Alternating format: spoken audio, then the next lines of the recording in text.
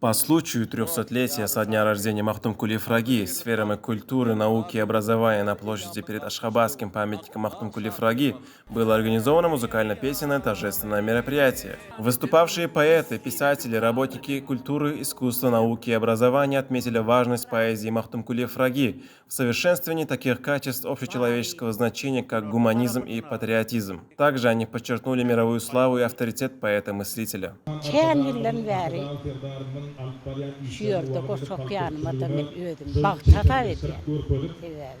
Sebäbi men Magtumuly adynaky